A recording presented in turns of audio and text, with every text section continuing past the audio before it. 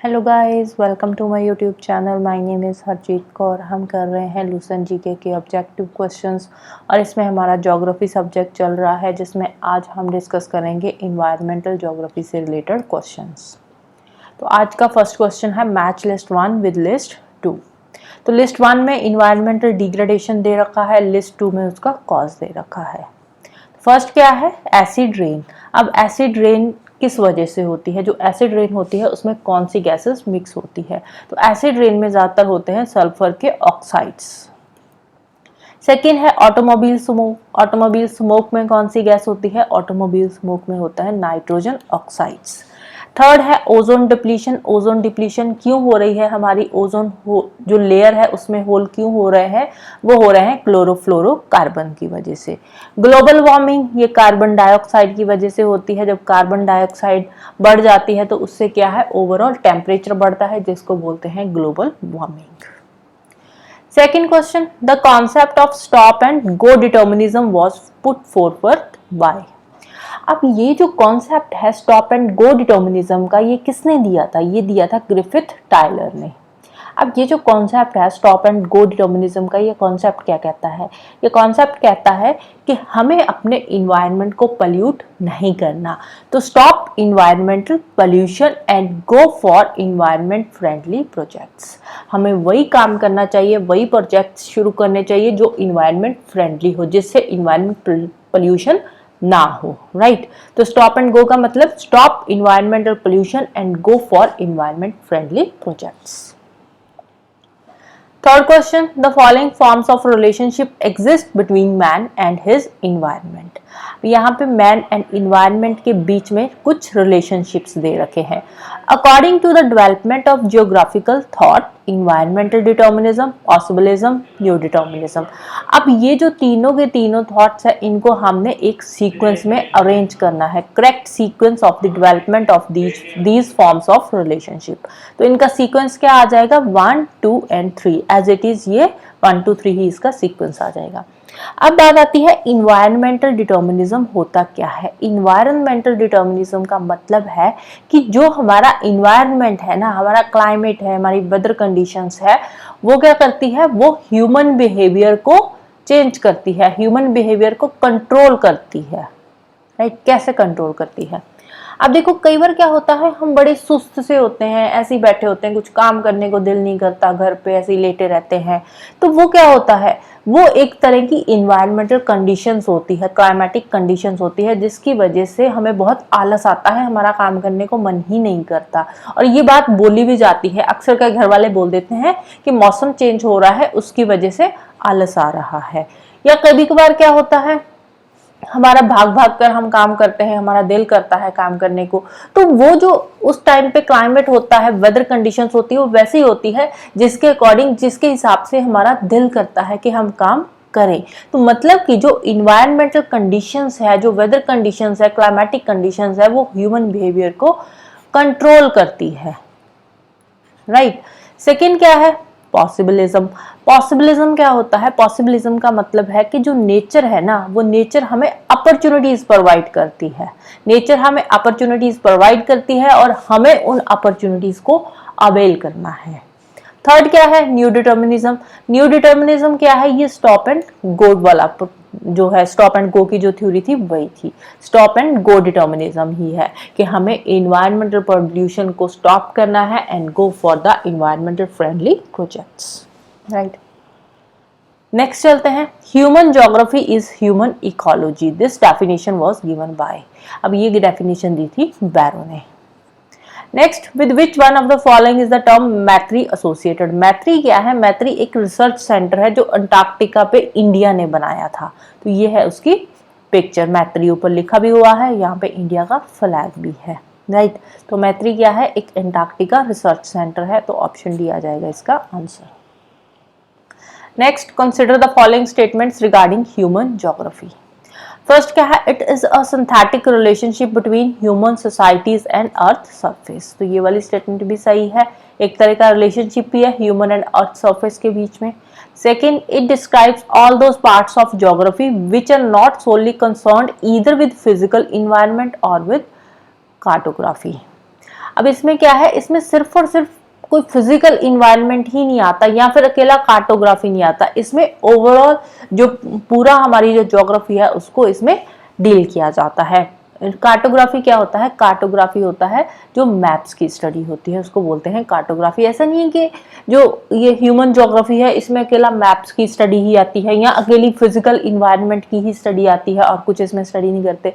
तो human geography में हम ओवरऑल ह्यूमन बिहेवियर को भी तो स्टडी करते हैं ना, right.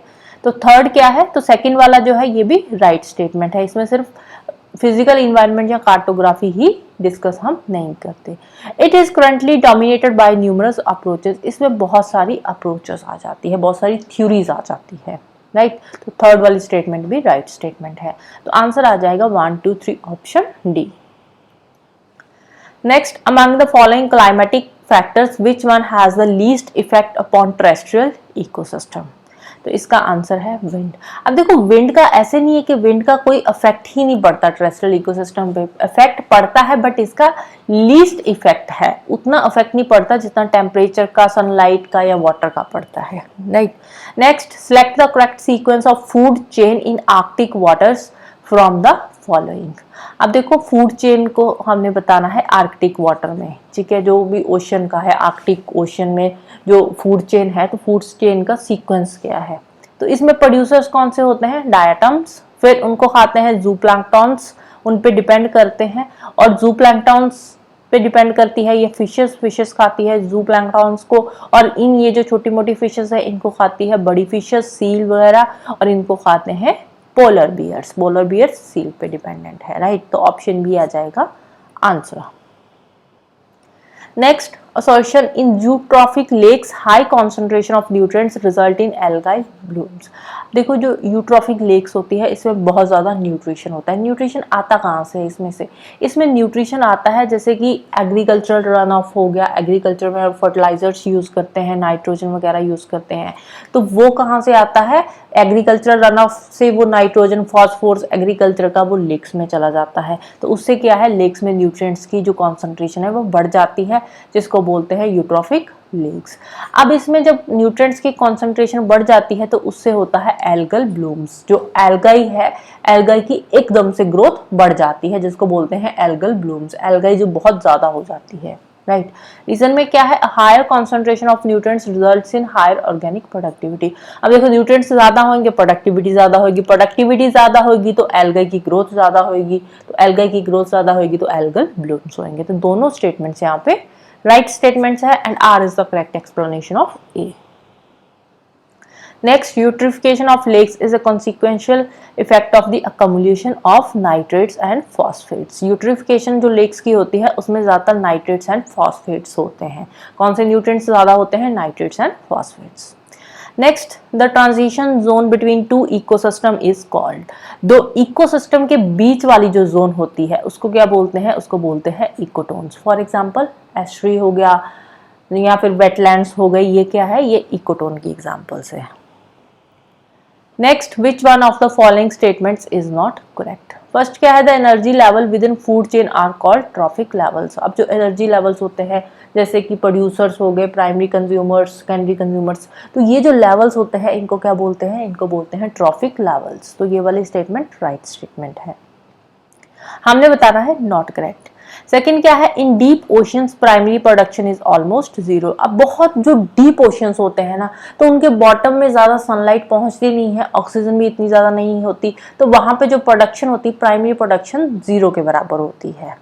Third, the primary consumers are called autotrophs. तो ये वाली स्टेटमेंट रॉन्ग है। ऑटोट्रॉफ्स कौन होते हैं, ऑटोट्रॉफ्स होते हैं जो अपना फूड खुद बनाते हैं, तो जो प्रोड्यूसर्स होते हैं उनको बोलते हैं autotrophs, right?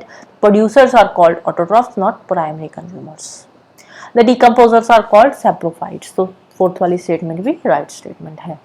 Next, the state of inactivity adopted by desert animal during the hottest and driest season is known as estivation। एस्टाइवेशन क्या होता है कि पर्टिकुलर सीजन में ये जो डेजर्ट के एनिमल्स होते हैं हार्श कंडीशन से बचने के लिए कुछ टाइम के लिए ये डॉर्मेंट हो जाते हैं, ठीक है, तो उसको बोलते हैं एस्टाइवेशन, राइट। कुछ टाइम के लिए, जैसे ये पूरे एक हॉटेस्ट सीजन में, एक पर्टिकुलर सीजन के लिए 3-4 महीने जितने भी टाइम का वो सीजन होता है उतने टाइम के लिए ये परमानेंटली सो ही जाते हैं। उसके बाद जैसे ही इन जो भी कंडीशंस होती है, इनकी फ्रेंडली कंडीशंस जैसे ही आती है तो ये फिर से एक्टिव हो जाते हैं। हाइबरनेशन क्या होता है? हाइबरनेशन में क्या होता है? हाइबरनेशन में ये कुछ टाइम के लिए, जैसे कि पोलर रीजन्स में होते हैं।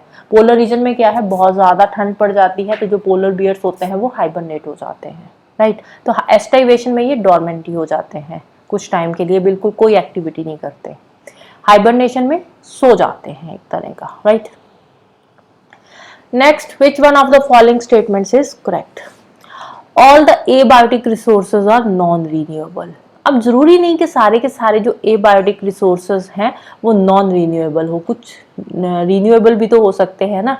And all biotic resources are renewable. अब ये जो बायोटिक रिसोर्सेज होते हैं ये नॉन रीन्यूएबल होते हैं, रीन्यूएबल नहीं होते। फर्स्ट स्टेटमेंट रॉन्ग है, ठीक है। अब बायोटिक रिसोर्सेज कौन से होते हैं? बायोटिक रिसोर्सेज जो लिविंग होते हैं। अब प्लांट हो गया, प्लांट को एक बार काट दिया पेड़ को तो दोबारा से फिर से थोड़ा ना वो वैसे ही उतना बड़ा पेड़ ही पूरे का पूरा खड़ा हो जाएगा, पॉसिबल नहीं है। कोई एनिमल है वो मर गया, मरने के बाद दोबारा जिंदा तो नहीं होगा ना। तो ये जो बायोटिक रिसोर्सेज है ये नॉन रिन्यूएबल होते हैं, सारे के सारे बायोटिक रिसोर्सेज नॉन रिन्यूएबल होते हैं। एबायोटिक कुछ रिसोर्सेज रिन्यूएबल होते हैं, कुछ नॉन रिन्यूएबल होते हैं। तो ऑप्शन डी आ जाएगा इसका answer. Some of the abiotic resources are renewable and some of the biotic resources are non-renewable, right? Next, the endangered ridley turtle have the world's largest aggregation. अब ये जो endangered ridley turtle है ये कहाँ पे पाया जाता है? ये पाया जाता है गहीरमथा बर्ड सेंचुरी में। तो ऑप्शन ए है इसका answer. Next, consider the following statements. Majoli, the largest river island in the world, is environmentally degraded due to. अब मजौली आइलैंड कहाँ पे है? ये ब्रह्मपुत्र रिवर के बीचों बीच है। वर्ल्ड का लार्जेस्ट रिवराइन आइलैंड है जो मजौली आइलैंड है, ठीक है। यहाँ पे पूरे के पूरा एक तरह का जैसे गांव होता है ना, गांव के साइज का है ये मजौली आइलैंड। तो ये इन्वायरमेंटल डिग्रेडेशन यहाँ पे क्यों हो रही है? एक तो फ्लड्स की वजह से हो रही है, दूसरा यहाँ पे जो ट्रांसपोर्ट एक्टिविटीज की डेवलपमेंट हो रही है उसकी वजह से भी इसकी डिग्रेडेशन हो रही है। तो आंसर आ जाएगा 1 and 4 option A. Next, consider the following pairs of projects and related environmental problems. First क्या है? River valley project, water body induced, ये वाली स्टेटमेंट राइट है। माइनिंग प्रोजेक्ट्स की बात करें, ground water and surface water pollution, mining से water pollution होता है, ग्राउंड वाटर का भी और सरफेस वाटर का भी। Thermal power projects, degradation of land. अब ये जो थर्मल पावर प्रोजेक्ट्स है ना, इसमें लैंड की डिग्रेडेशन नहीं होती, इससे वाटर की डिग्रेडेशन होती है, क्योंकि थर्मल पावर प्रोजेक्ट से जो पानी निकलता है उस पानी को डिस्चार्ज किया जाता है किसी रिवर में, लेक में, पॉन्ड में। तो यहाँ पे भी इसको डिस्चार्ज किया जाता है, वो उस मेरीन इकोसिस्टम का जो टेम्परेचर है उसको बढ़ा देता है, क्योंकि थर्मल पावर प्रोजेक्ट है तो गर्म पानी बाहर निकलेगा। तो वो गर्म पानी जो बाहर निकलेगा जिस भी लेक में या पॉन्ड में जाएगा वहाँ का टेम्परेचर इंक्रीज कर देगा। उससे क्या है, जो मरीन लाइफ है वो अफेक्ट होएगी। तो अल्टीमेटली ये वाटर की डिग्रेडेशन करता है, लैंड की नहीं होती, राइट। तो 1 and 2 आ जाएगा इसका answer. Next, Rally for Valley program in India was organized to highlight the problems of environmental degradation. Environmental degradation की प्रॉब्लम के लिए एक इंडिया में प्रोग्राम शुरू किया गया था जिसका नाम था rally for valley. Next, the first research project program which focused on the El Nino Southern Oscillation and its predictability was called. अब El Nino क्या होता है? El Nino Southern Oscillation क्या होता है? इंसो जिसको बोलते हैं, तो ये हम ऑलरेडी डिस्कस कर चुके हैं इन्हीं वीडियोस में। पहले जब हमने एल नीनो के क्वेश्चंस डिस्कस करे थे वहां पे मैंने बताया था कि एल नीनो क्या होता है, एल नीनो सदर्न ऑसिलेशन क्या होता है, राइट। तो अगर आपने मेरी पहले की वीडियोस देखी है तो आपको पता होगा कि एल नीनो सदर्न ऑसिलेशन क्या होता है। इसीलिए यहाँ पे मैं दोबारा आपको एल नीनो एक्सप्लेन नहीं कर रही क्योंकि बहुत बड़ा टॉपिक है। अब इसकी जो प्रेडिक्टेबिलिटी है इसके लिए कौन सा प्रोग्राम शुरू किया गया है? फर्स्ट रिसर्च प्रोग्राम कौन सा था इसके लिए? वो था tropical ocean and global atmosphere. तो ऑप्शन डी है इसका आंसर। टोका बुक में इसका आंसर ए है बट इसका आंसर डी होना चाहिए, tropical ocean and global atmosphere.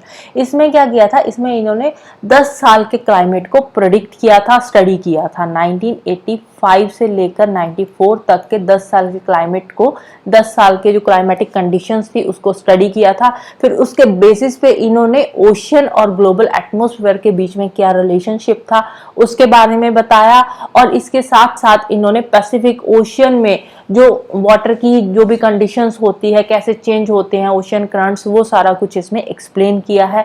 तो इसी में ही एल नीनो सदर्न ऑसिलेशन की प्रेडिक्टेबिलिटी के बारे में भी बताया गया है, राइट। तो ऑप्शन डी आ जाएगा इसका आंसर।